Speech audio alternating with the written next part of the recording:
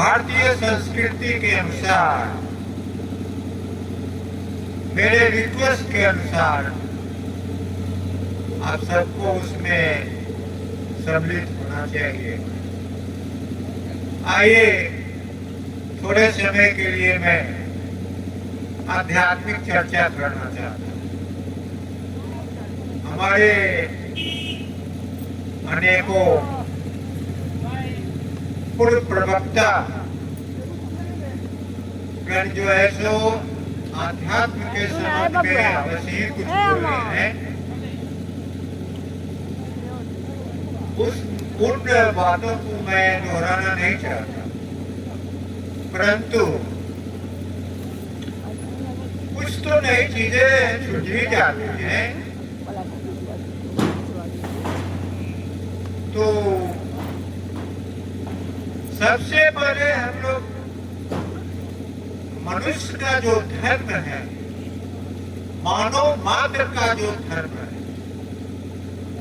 उसको थोड़ा जानना चाहिए और क्यों है यह भी जानना चाहिए। चंद शब्दों में मैं यही कह सकता हूं कि इस सृष्टि का मालिक जो है वो ईश्वर है। उसे परमात्मा भी कहते हैं, उसका नाम आत्मा भी है, क्योंकि आत्मा और परमात्मा में विच्छेद है ही नहीं, अलगाव नहीं है। जिस तरह से आकाश सर्वत्र व्याप्त है, आपके शरीर के अंदर भी व्याप्त है और आपके शरीर के बाहर भी व्याप्त है। संसार के कण-कण के भीतर भी आकाश व्याप्त है और उसके बाहर भी व्याप्त है। उसी प्रकार से परमात्मा सृष्टि जगत में, संसार में भी व्याप्त है और प्रत्येक प्राणियों में, प्रत्येक वस्तुओं में, प्रत्येक के कण-कण में व्याप्त है।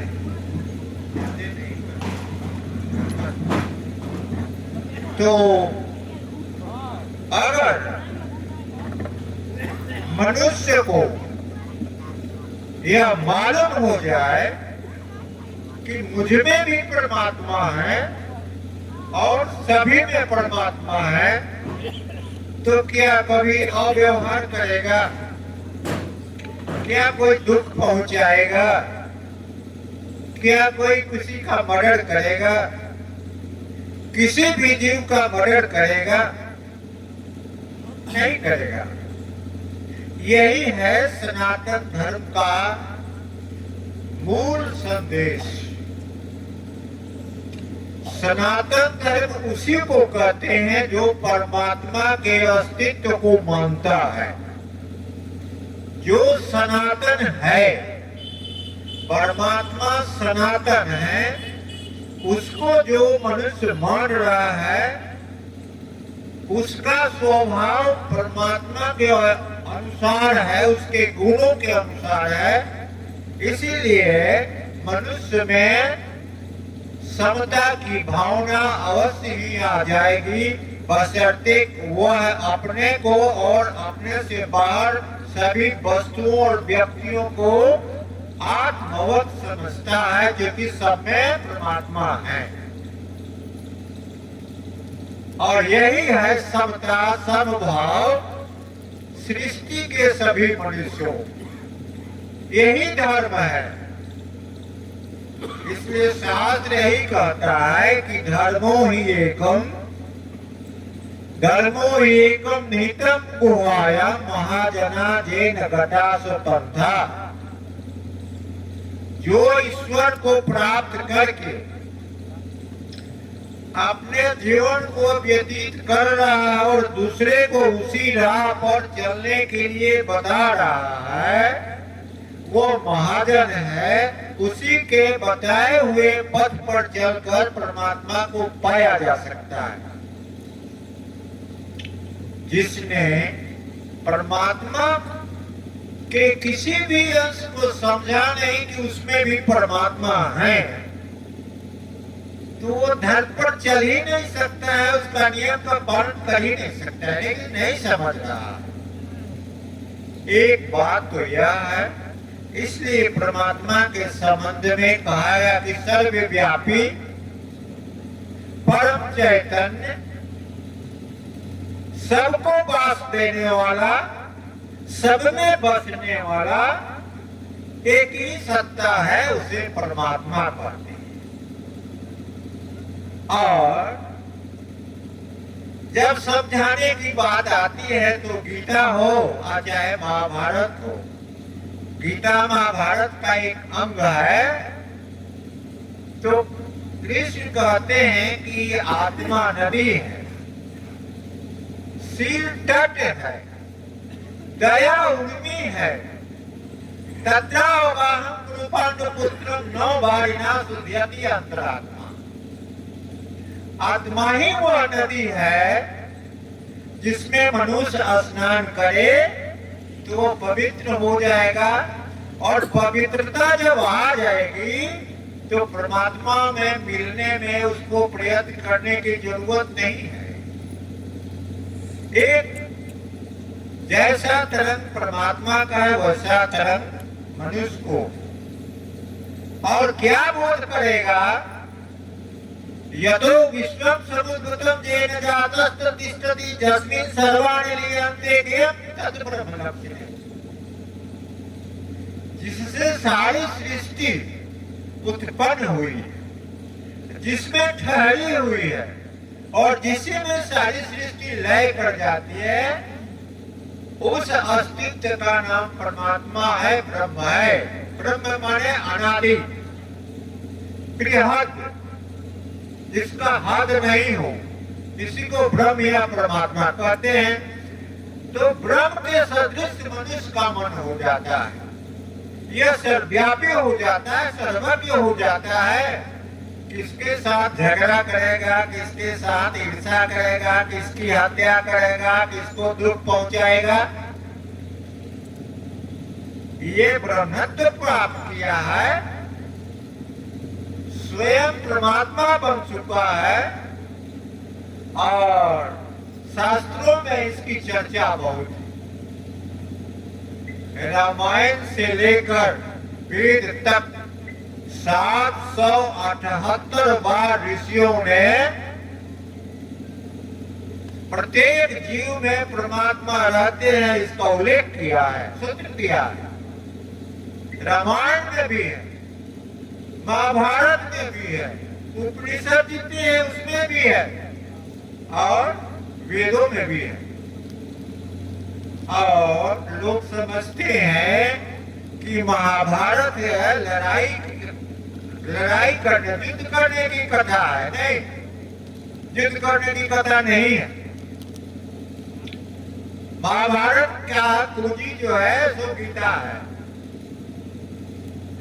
गीता में कृष्ण ने समझाया है कि हे अर्जुन, सबसे बड़ा दुश्मन तुम्हारा काम और क्रोध है। सांसारिकता की वस्तुओं को प्राप्त करना और नहीं मिले तो क्रोध करना, ये दो बड़े शत्रु हैं। ये गीता रूपी कुंजी जो है महाभारत के व्याख्यान का जो है वर्णन कर रहा है। और महाभारत का मतलब ही होता है सबसे बड़ा प्रकाश, सबसे बड़ा ज्ञान। सबसे बड़ा ज्ञान क्या है? भावना प्रकाश, भानु, सूर्य को कहते हैं जो प्रकाश दे रहा है, भानु भास्कर। उसी तरह से महाभारत का मतलब भाव है ज्ञान, प्रकाश। इसको विराट बनाने के लिए, अनंत बनाने के लिए जो प्रचेष्टा की जाती है, अभ्यास किया जाता है, उसे उस ग्रंथ का नाम महाभारत है। युद्ध का नहीं, लेकिन एक दूसरे प्रकार से युद्ध है। तब कृष्ण ने कहा, समझा कि ये कुरुक्षेत्र है, कर्म क्षेत्र है, तो किससे युद्ध करना पड़ेगा? काम, क्रोध, लोभ, मोह, अहंकार, तृष्णा, इन सबों से युद्ध करना पड़ेगा। और इन्हीं सबों का नाम जो है सब महाभारत के भिन्न भिन्न पात्रों का है। अगर सबका नाम रखना शुरू किया जाए तो बहुत समय लगेगा। उसी तरह से रामायण एक ग्रंथ है, राम का घर, राम जिसमें रहते हो, राम जिसमें रमण करते हो, तो एक व्यक्ति, एक जीव, छोटे जीव से लेकर बृहद पीठ तक सब में राम रम रहा है। उस राम को जान लेना ही रामायण है। इनके जितने भी पात्र हैं सबका कुछ लोगों ने व्याख्या जरूर किया है। हनुमान को वैराग्य का नामकरण किया गया, लक्ष्मण को विवेक का, भरत को वैराग्य का, और शत्रुघ्न को सत्संग का। जब तक मनुष्य सत्संग में नहीं आता है और उसको ज्ञान का खजाना नहीं मिलता है धीरे धीरे, तब तक उसके अंदर रहने वाले जितने दुश्मन हैं नहीं मारे जाते हैं। इसलिए सत्संग शत्रुघ्न का नाम है, जिसमें जाने से, जिसका संगत करने से शरीर के अंदर, मन के अंदर जितनी बुराइयां हैं इनका नाश हो जाता है। तो हमारे सदग्रंथों में इस तरह से व्यंजनात्मक शब्दों का प्रयोग करते हुए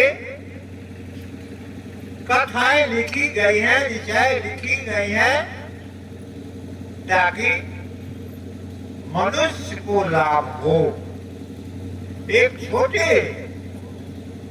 छोटे जीव से लेकर, एक कोशात्मक जीव से लेकर अनेक कोशात्मक वाला मनुष्य शरीर भी उसके अनुकूल मन पाकर परमात्मा को पा सकता है। यही परमात्मा का विधान है। इसलिए प्रगतिशील विकास के रूप में यह सृष्टि है। छोटे छोटे जीवों से परमात्मा मनुष्यों तक विकास कराते कराते जब समझ गए कि अब मनुष्य जैसा मेरे विषय में सोचेगा वैसा ही हो जाएगा, जानत तुम्हें ही हो जाए, जैसा सोचेगा वैसा हो जाएगा।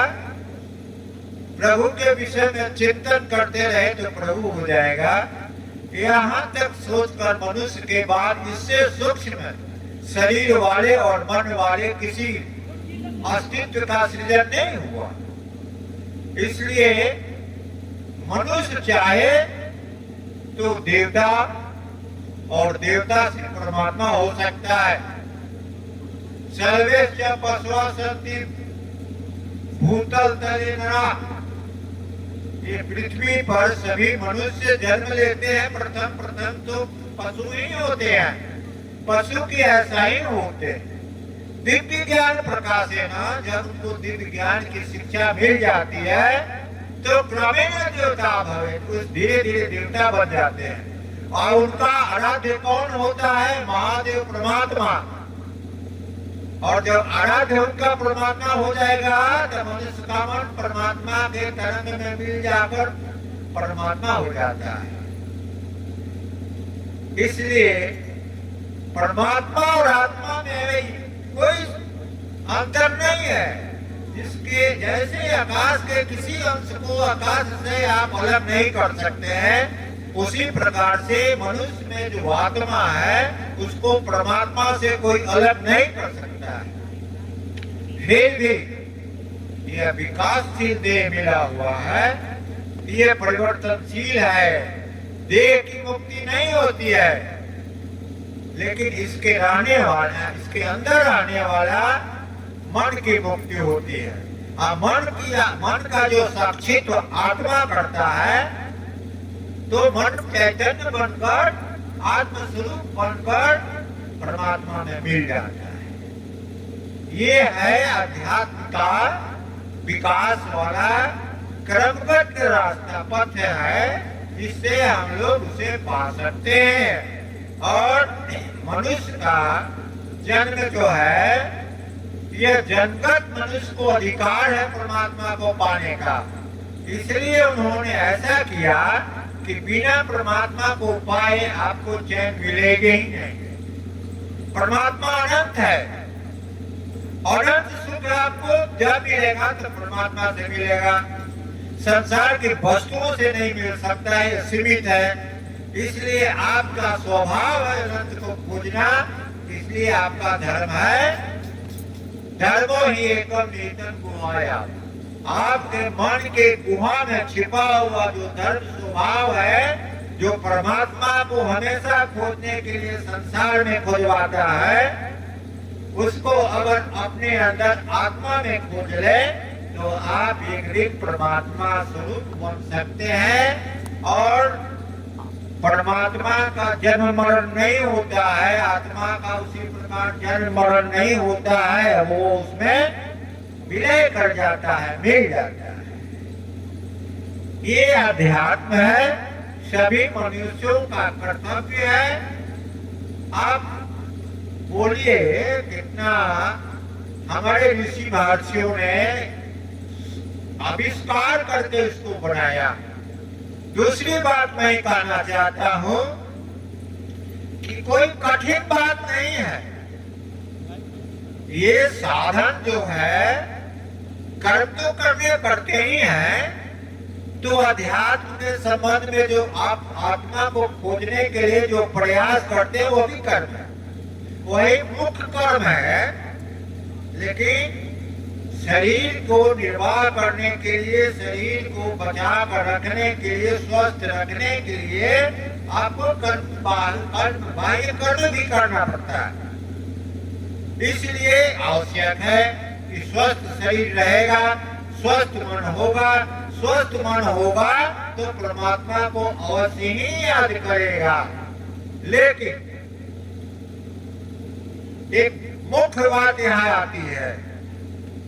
वो मुख्य बात क्या है, आप लोग सब लोग जानते हैं। पशु का रक्त मनुष्य के शरीर में किसी रोग में चढ़ाया जाता है? नहीं चढ़ाया जाता। और पशु के मांस को जो लोग खाते हैं, चाहे वो छोटा एक बकरा ही क्यों नहीं हो, एक खसी ही क्यों नहीं हो, या इससे उन्नत बड़ा शरीर वाला कोई जानवर है, जो भी खाता हो, चाहे किसी भी तथाकथित धर्म को मानने वाला खाता हो, कभी भी उसका मन सूक्ष्म हो ही नहीं सकता है। जब सूक्ष्म नहीं हो सकता है, आप कैसे उम्मीद कर सकते हैं कि उस सदाचार पर चलेगा, परमात्मा को पा सकेगा? कभी नहीं पाएगा। जब मनुष्य रोगी होता है, उसको खून चलाने की जरूरत है, तो मनुष्य का जो मिलता जुलता खून है वही दिया जाता है। और पशु के शरीर के खून से तो मनुष्य का खून मिलेगा ही नहीं।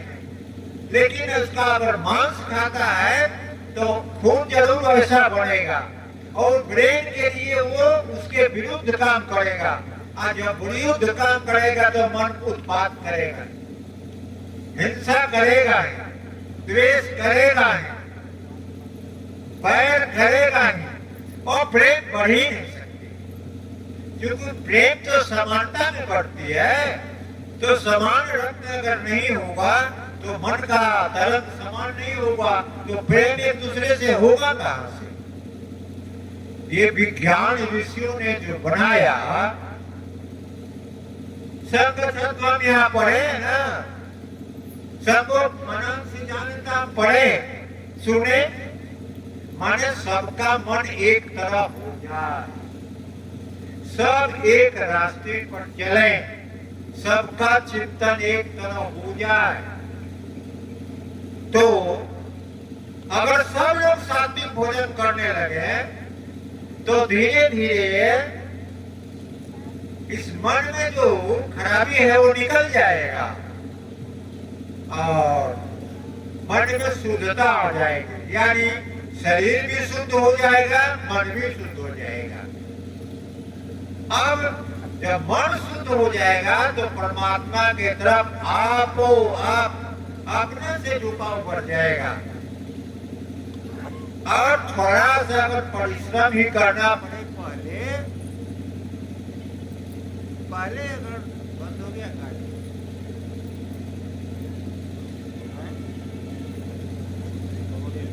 देखिए अगर देखिए नहीं बाज रहा है, हाँ तो कट कर लूँ, हवे तो दिखाऊ दू, कट कर लूँ। तो अगर मान लीजिए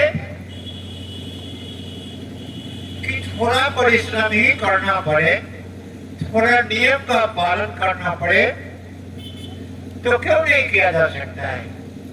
10 मिनट 20 मिनट बहुत समय मिलता है, आदमी कर सकता है। सुबह में उठने से 10-20 मिनट पहले उठ जाइए, रात को सोने का समय 10 मिनट टाइम ले लीजिए, 20 मिनट टाइम लीजिए। अभ्यास है ना, ये चित्त की वृत्ति जब तक गलत खाना मिलते रहेगा, अब पहले से खाए हुए का जितना संस्कार इसमें बना हुआ रहेगा, ये स्पंदन फेंकते रहेगा, मन को बाहर में कुदाते रहेगा। इसको हटाने का रूप आसान कायदा है, अभ्यास वैराग्याभ्याम तन्निरोधा सूत्र है।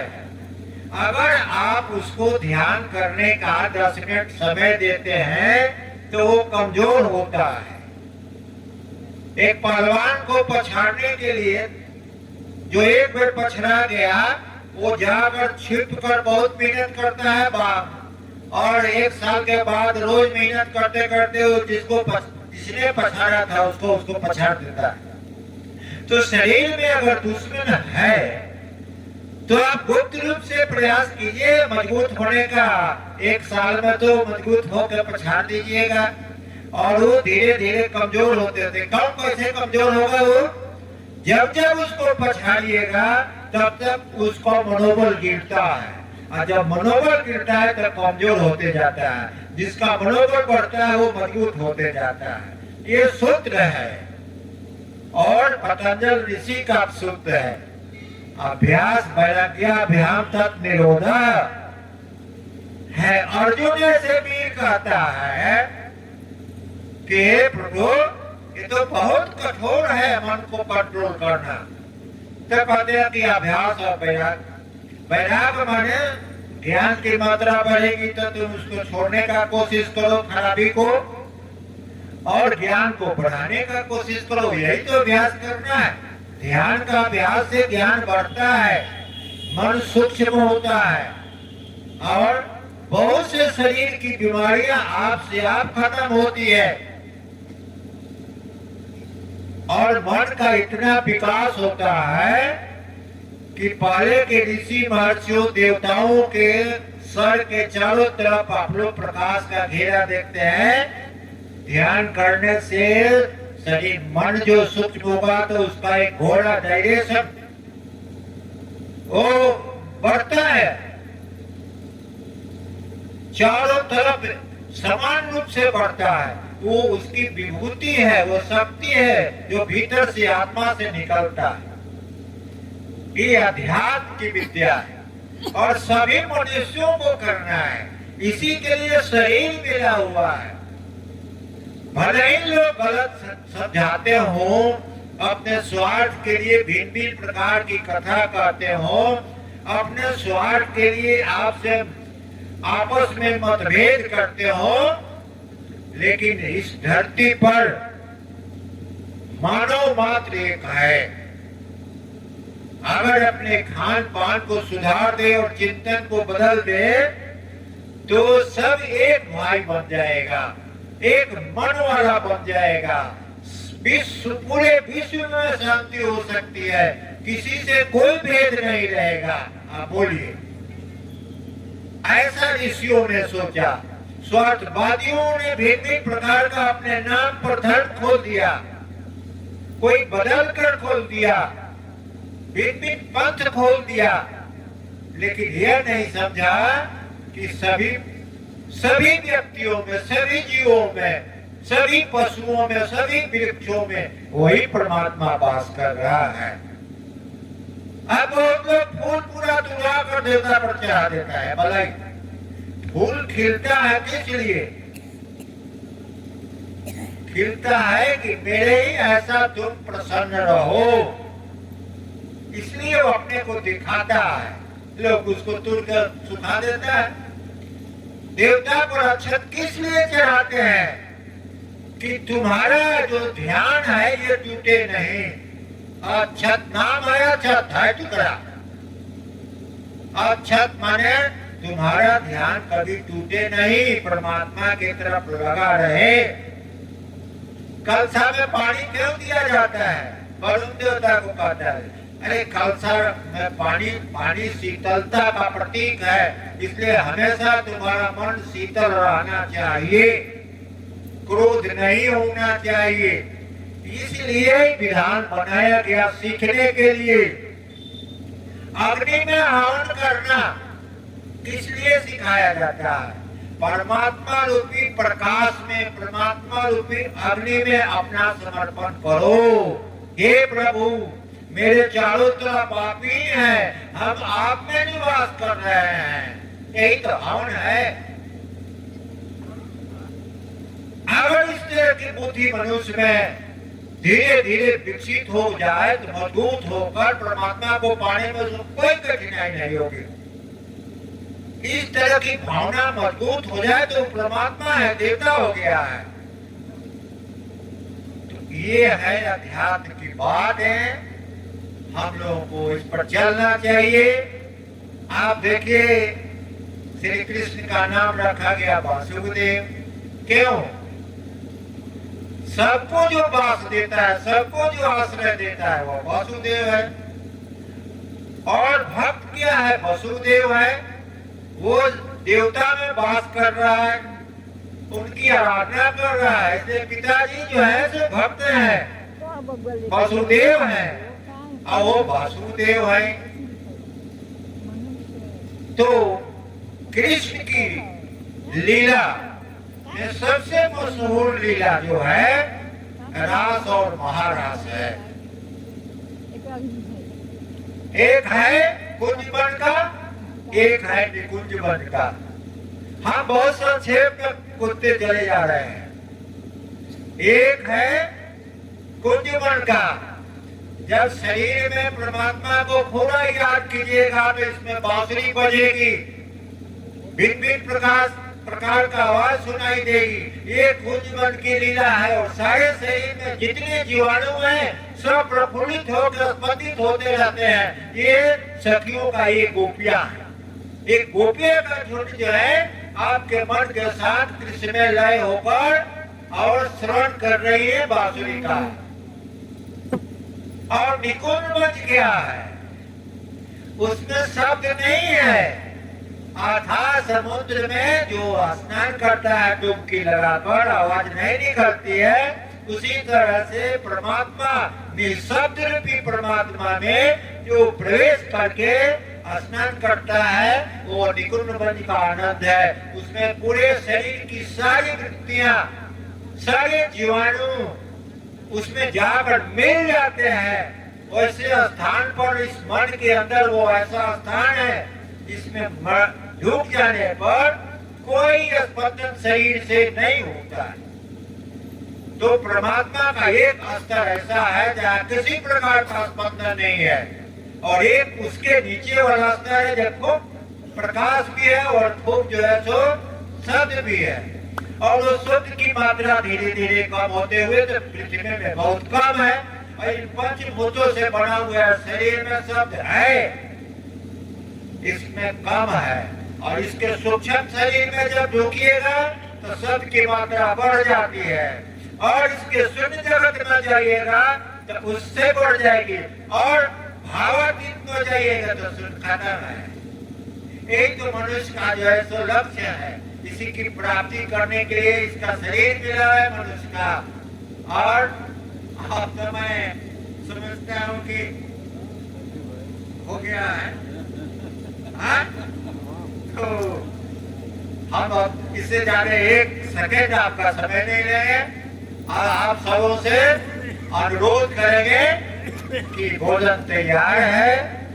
आप लोग धीरे धीरे वहां पर एक भजन सुनकर ये आखिरी भजन गाएंगे। आप लोग वहां चलेंगे। मेरा बार बार प्रार्थना है कि कोई शून्य नहीं रहे और आपकी उपस्थिति से मैं धन्य हूँ। आप सबों को बार बार नमस्कार करता हूँ और बार बार शुभकामना प्रकट करता हूँ। आप लोग इस जीवन में खुशी से खूब बढ़िया से रहिए, मेरी यही जो है शुभकामना है।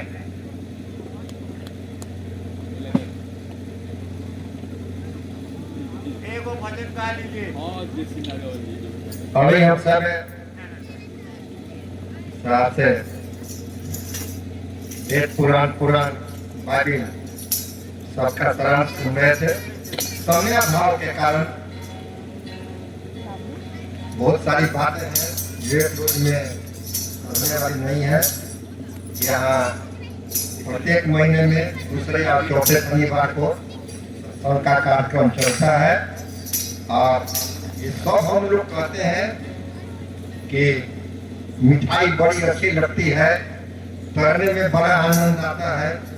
हम मिठाई खाइए नहीं करेंगे, पानी में धूप में नहीं करेंगे तो कैसे काम चलेगा? कुछ तो करना पड़ेगा। तो साहब बतलाते भी हैं यहाँ कैसे इन क्रियाओं में कैसे हम लोग बैठेंगे। हेलो, इसी को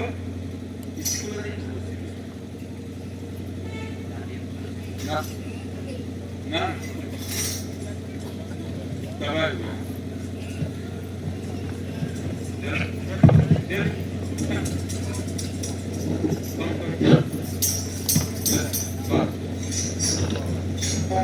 वही ठीक है।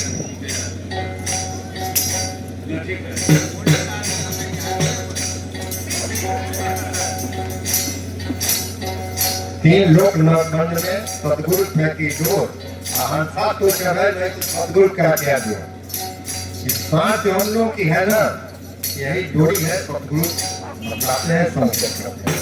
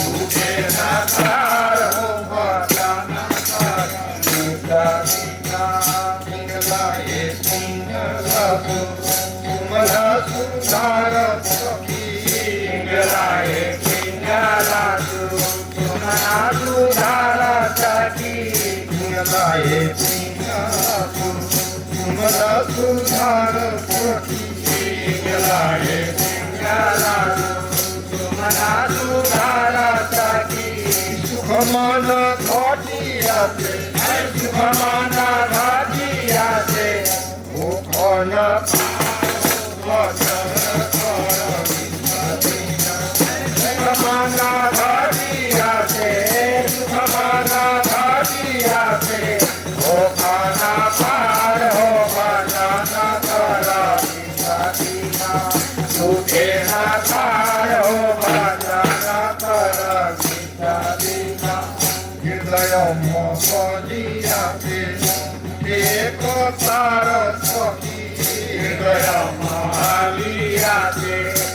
जय कथा सखी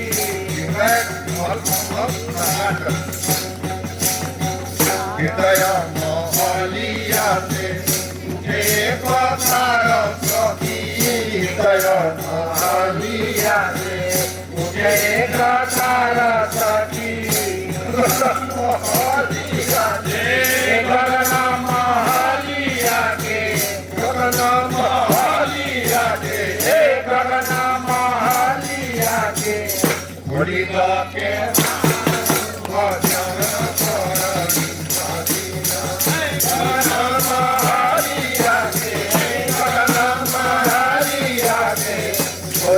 के मार हो भजन कर दीना दीना झूठे न खार हो भजन कर दीना दीना गगन महलिया के गगन महलिया के कोयला के मार हो भजन कर दीना दीना झूठे न खार हो भजन कर सुखिनः सर्वे सन्तु निरामयाः सर्वे भद्राणि पश्यन्तु मा कश्चित् दुःखभाग् भवेत्। ॐ शान्ति शान्ति शान्ति। ओम शांति। सभी लोग अभी स्थूल प्रसाद और सूक्ष्म प्रसाद ले रहे थे। अभी घर पर स्थूल प्रसाद की व्यवस्था है, आप वहाँ सादर आमंत्रित हैं। वहाँ सब भोजन के थाल सजा कर रखे गए हैं, आप प्रतीक्षा कर रहे हैं। सभी लोग वहाँ जाएंगे, भोजन करके भाई भाव की अनुमति लेकर प्रसाद करेंगे। जितने लोग उपस्थित हुए हैं भगवान की ओर से सभी लोग धन्यवाद के पात्र हैं।